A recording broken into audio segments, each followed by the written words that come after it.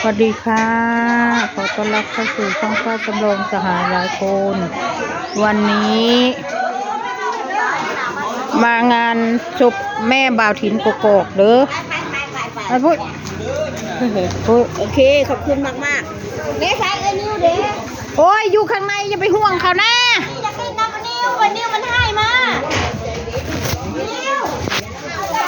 มันมีอะไรให้แล้วมันหาว่าซื้อคนทำงานเนี่ยสวัสดีค่ะแม่ยมคนสวยแม่ยมมางานศพไม่ให้เข้ามันในมุ้งเขาเฮ้ยผู้ชายเขาก็มีเฮาเลยเนาะเล่นน้ำอบเลยนะอบเลยนะเพราะหลายเธอแล้วมีโอกาสไปถึงหนุนนะนั่นเลยเก็บเลยมันนอนนะเลยเก็บมุ้งเลย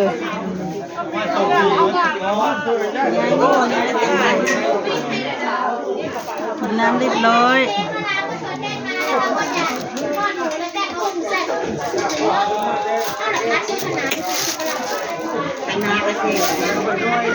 พักขนาดเลยมันเสร็จเนาะใส่หมูหุงข้าวเนาะ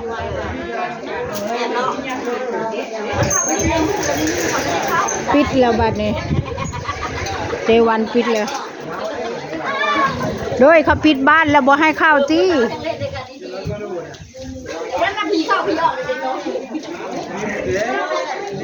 ขโมยเถอะ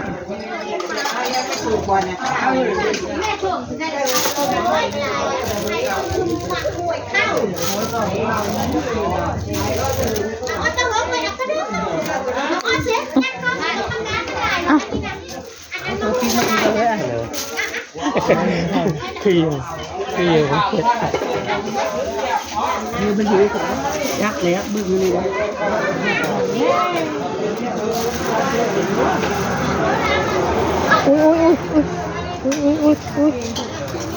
ที่มีคุณเสร็จได้มาเกี้ยงนะพ่อมึงนู้เสร็จมาเกี้ยงเขาในดง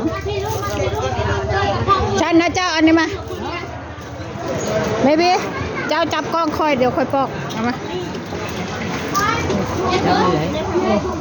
จับแบบค่อยจับนี่ละแบบนี้ละเป็นตัวค่อยอยู่บ่เห็นอยู่บ่เห็นอะไรเนาะเห็นนั่นละที่เดี๋ยวพัฒนาพอมีไม่ค่อยเลย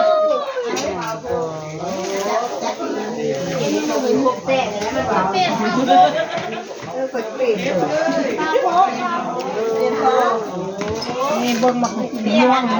มาอันนี้นี่พ่อไปผัวเราก็นั่นเลยทำจะปอกเบิ่งมวยเดียวนึง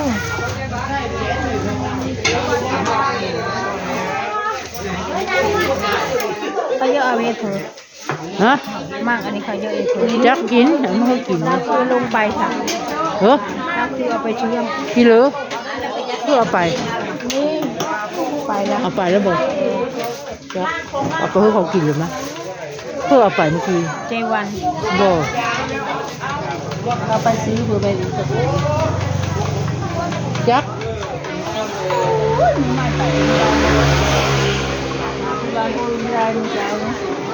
แล้วก็ไปซื้อเพื่อไปเติมแก๊สไม่แพ้แล้วไปเติมแก๊สแล้วก็ซื้อจักรยานเฮ้ยอีขวัญเงินก็คนล้างโทรก็ไม่ได้คือทุกเก้าเมื่อเลิกก็นี่ไม่แล้วงานนี่นะญาติเขาไปเยอะมากเขาไม่มี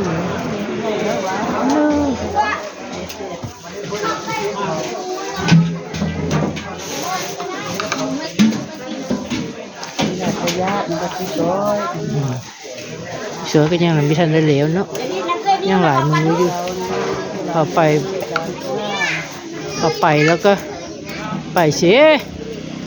มือใหม่เขาก็มาก็อยู่ดีก็ต้องหึงยังหึงอยู่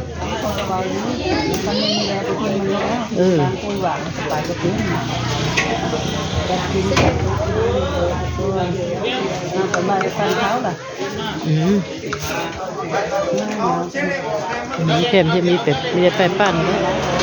ไม่ไผ่จะมีไปปั้นน้ำเด้อก็มาเอ็ดอยู่นี่เลย มีดึงอันนั้นไม่ได้ดึงหุ่นมันออกเลยไม่ได้ดึงอันนั้นออกปาดเอาเลยเนาะฆ่าเลย ผ้ากลางเลยเหรอเป็นเยอะ มีละ ได้มากิน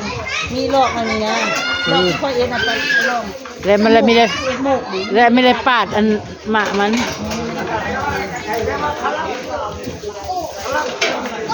มีไปร้านมา อีตัวนั้นก็ไปน้ำบ่โอ้ถึงพ่อจึงสมอยอยู่ ทำรายการ ชิมดูมันอร่อยบ่ ผัดอันนี้เจ๊ข้าวผัดกระดานผัดผัดคะน้าหรือผัดกระดานกระดานทำยังไงกระดานเราก็ได้คะน้าเอาไหนเป็นยังหาอยู่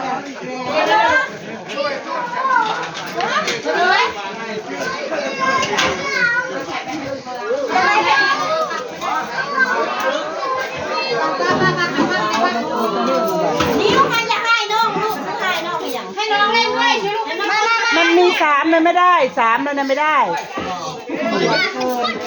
เกินนี่ต้นน้ำก็ดีมันบอกกระดิกเลยนะบอกเลื่อนไปเลย มันดิ้นน้ำเอิงเอ้ยสิได้เอิงเอ้ยแล้ว เอาอื่นๆก็ดิ้นน้ำอันนั้นก็แล้วล่ะ ป้าพา อัน มา นี้จะคนนะ3 คนบอก สามมันบอกกระดิกเลยนะมันมีสามอะไร แซ่บแซ่บ ให้น้องนะลูกเด้อให้ ฮะ ให้น้องให้น้องมีน้ำเลย เออ แ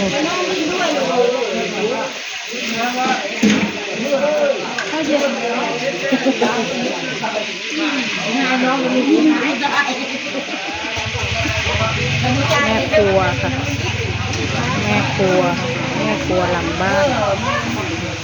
มีแม่การมีปุ้ยมีอาคอยมีย่าจิ๋วมีอาทมส่วนคุณยายก็จะมากอเสร็จแล้วแล้วก็มาปอกอันนี้ให้แขกกินใครอยากกินก็กินเนาะอาจารย์เดชมา เกี่ยวไปมือเนาะบอกเขาเฮ็ดมันว่าสิปั๊บเฮ็ดอย่างว่าสิมือเขาเจ๊งอย่างเดียวเขามามันว่างานหางานขึ้นมาเขาให้น้องตายลูกให้เขาเฮ็ดไปเลยนะมือเขาคิดแต่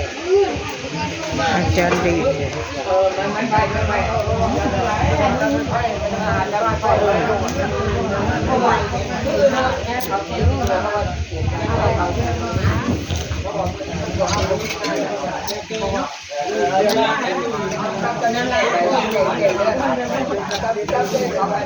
ถามลูกสาวแล้วก็ไม่พูดว่า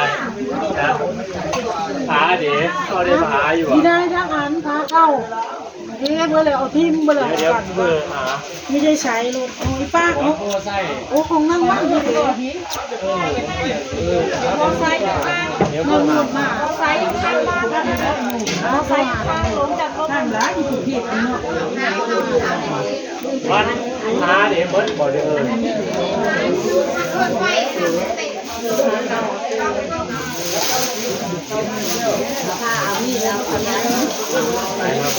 อร่อยหวานหวานมากเลย เป็นผาก ระยัง